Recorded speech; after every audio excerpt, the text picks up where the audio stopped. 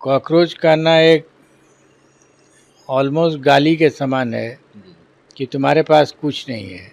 समाज में जब मायूसी होगी ना तो समाज डिप्रेशन में चला जाता है, तो उसके बाद कॉकरोच बनने लगता है, और वो अगर एक लेवल के नीचे चला जाएगा तो कॉकरोच बन जाएगा वो। एनकाउंटर कोई कानूनी प्रक्रिया नहीं है। पुलिस का काम ब्रूट फोर्स का नहीं होता है। बंदूक के नोक पर जो अपराध होता है वो वही अपराध है, और जो कलम के अकल से पैसा कमाते हैं वो अपराध नहीं है। जो यहाँ डकैती कर रहे हैं, घूस कमा कमा के करोड़ों जमा कर लिए हैं अपने घर में, और वो निश्चिंत है कि हमारे पास तो कोई पुलिस फटक नहीं सकती है, उसका एनकाउंटर करते क्यों नहीं हैं ये लोग?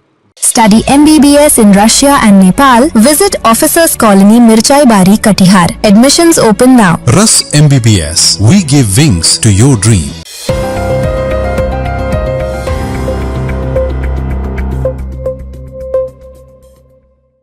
बिहार में सम्राट चौधरी को मुख्यमंत्री बने हुए 1 महीना ही हुआ है, लेकिन बिहार में इनकाउंटर की चर्चाएं काफ़ी तेज हो गई है। बिहार में कहा जा रहा है कि सरकार के द्वारा कि इस पर अपराध पर नियंत्रण करना है, और वहीं विपक्ष इस पर हमलावर है। इसी सिलसिले में बात करने के लिए आज हमारे बीच हैं बिहार के पूर्व डीजीपी अभयानंद सर, जो कि बिहार के 48वें डीजीपी के रूप में बिहार सरकार में डीजीपी के पद पर थे, और इनके पिता जो 28वें डीजीपी के रूप में भी कार्य कर चुके हैं। सर केवल पुलिस ही नहीं, शिक्षा के भी क्षेत्र में बहुत सारा बच्चों को उड़ाने दी है। आइए इन्हीं से बात करते हैं कि बिहार में जो इनकाउंटर हो रहा है इस पर क्या विचार है। सर, बिहार में पुलिस और पब्लिक के बीच में इतना गैप क्यों है? पहले तो ये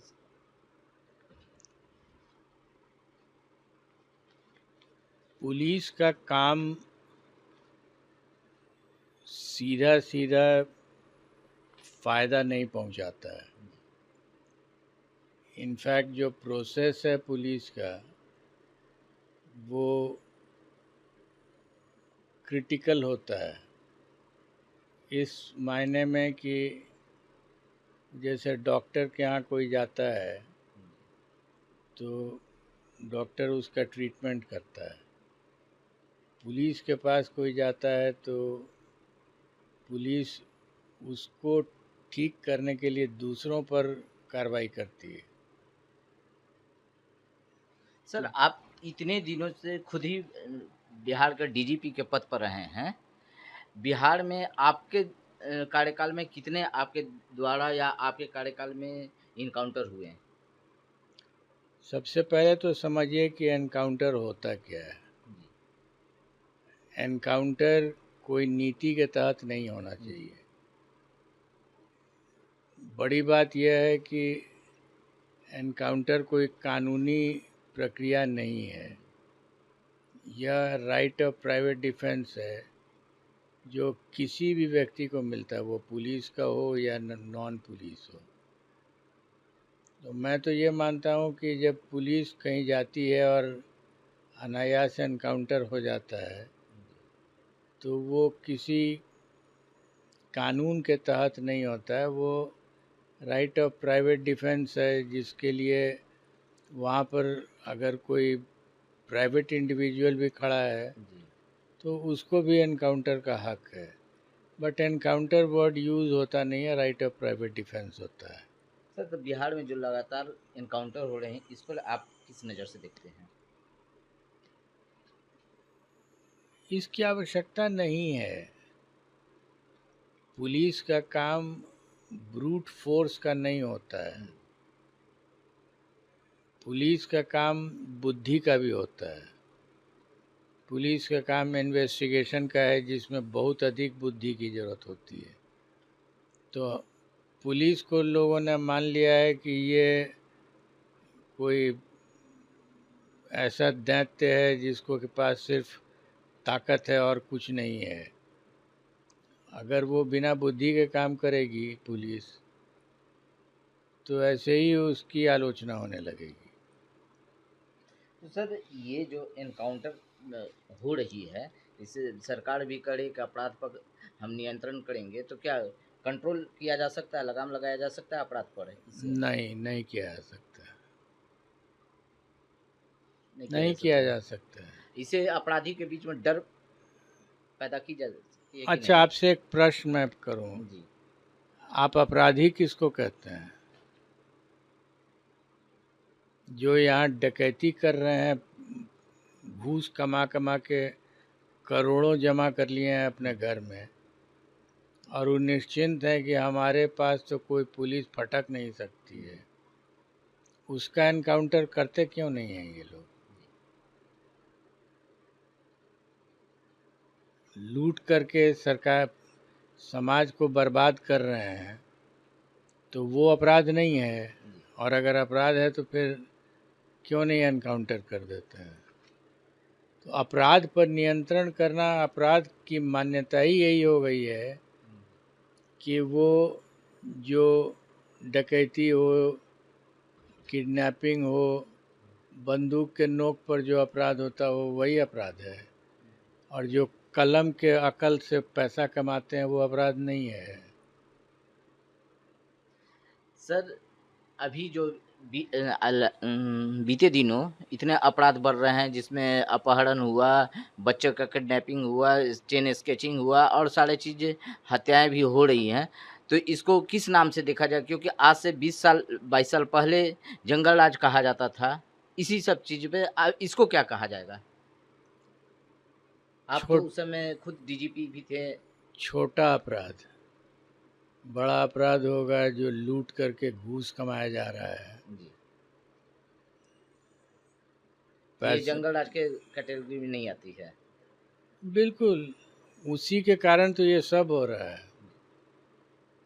काला धन का सृजन कराइए और किडनैपिंग को बढ़वाइए, दोनों एक ही चीज़ है।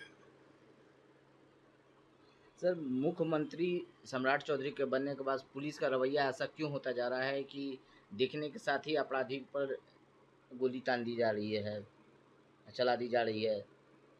कई तरह से देखा जा सकता है। एक व्यक्ति चला जा रहा है, उसको यही अपराधी है, उसको गोली मारो, किसने तय किया कि वो अपराधी है? और अगर वही बात है तो जिन लोगों का कन्विक्शन हो गया है, वो जेल में रखे गए हैं, उनको कोर्ट ने सज़ा दे दी है, सुप्रीम कोर्ट ने भी कहा कि हाँ ये अपराधी है, इसको सज़ा दे दो, तो आप ही के कस्टडी में उसको गोली मार दीजिए।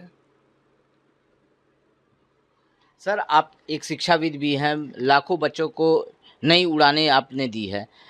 सर नीट मामला जो अभी चल रहा है, पेपर लीक का, सर बच्चे पढ़ाई कर रहे हैं मेहनत से और एग्जामिनेशन देते हैं, और दूसरे रात में ही पता चलता है कि पेपर लीक हो गया, एग्जामिनेशन कैंसिल हो गई।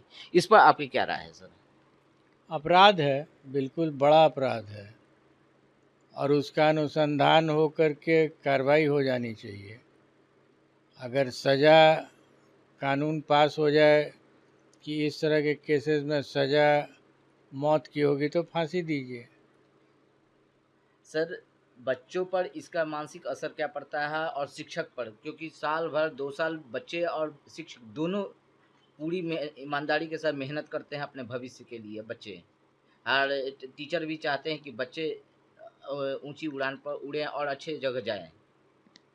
ऐसी घटनाएं हो रही है। मायूसी होती है समाज में, जब मायूसी होगी ना तो समाज डिप्रेशन में चला जाता है, तो उसके बाद कॉकरोच बनने लगता है। सर हाँ, ये आपने बहुत अच्छी बात कही। अभी जो कॉकरोच जनता दल की बात हो रही है, लोग कह रहे हैं ये सॉरी कॉकरोच जनता दल की जो चर्चाएं चल रही है, इस पर आपकी क्या राय है? जो एक प्रश्न पहले आपने किया, पेपर लीक हो रहा है, डिप्रेशन का कारण हो जाता है। 22 लाख बच्चे और हर एग्ज़ाम में डिप्रेशन हो रहा है।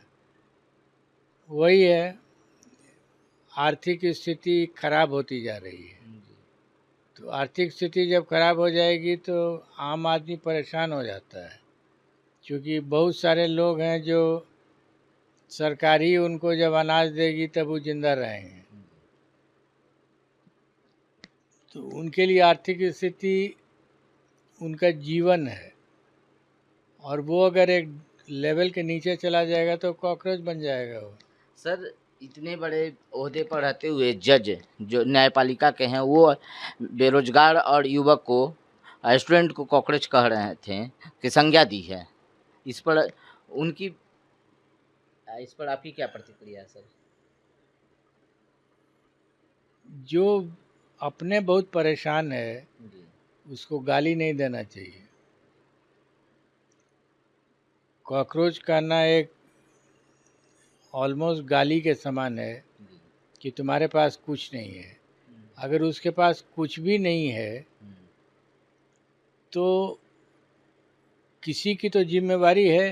जी, समाज में जो बड़े ऊंचे पद पर हैं बैठे हुए, उनकी बड़ी जिम्मेवारी है कि उनके, जिसको लोग कहते थे कि राजा की जिम्मेवारी है कि प्रजा शांति से रहे, प्रजा बहुत दुखी नहीं रहे। अगर दुखी हो तो उसके दुख का निराकरण हो। तो ये जितने लोग ऊंचे पद पर हैं, सब लोग उसके लिए उसका दायित्व उन पर है कि वो देखें कि उनको जो रोल मिला है उसको करके कम से कम समाज को बहुत खुश नहीं रख सकें तो बहुत दुखी भी नहीं कर दें। तो आप देख रहे थे कि डीजीपी अभयानंद सर ने क्या कुछ कहा। इन्होंने साफ लहजों में कहा कि जो ऊंचे ओहदे पर हैं वो नीचे वाले को डिप्रेस न करके और उन्हें सपोर्ट करें। साथ ही साथ उन्होंने नीट मामले पर भी कहा कि जो इस प्रकार के दोषी हैं उन्हें साफ फांसी ही दे दी जाए। BMW के लिए पटना से अक्षय किशोर। तमसोमा ज्योतिर्गमय गुरुकुल शिक्षा मंदिर संस्थान के साथ बनाए अपना भविष्य। रेगुलर और प्रोफेशनल कोर्सेज, सेकेंडरी और senior secondary courses, law, teachers training courses, pharmacy and nursing के साथ पैरामेडिकल में डायरेक्ट एडमिशन पाए। वेबसाइट विजिट करें या दिए गए नंबर पर कॉल करें। हमारा पता है गुरुकुल शिक्षा मंदिर संस्थान, कल्याण चौक, DS कॉलेज रोड, कटिहार। हमारा वीडियो अगर आपको अच्छा लगा हो तो आप हमारे वीडियो को लाइक करें, शेयर करें और हमारे चैनल को सब्सक्राइब जरूर करें।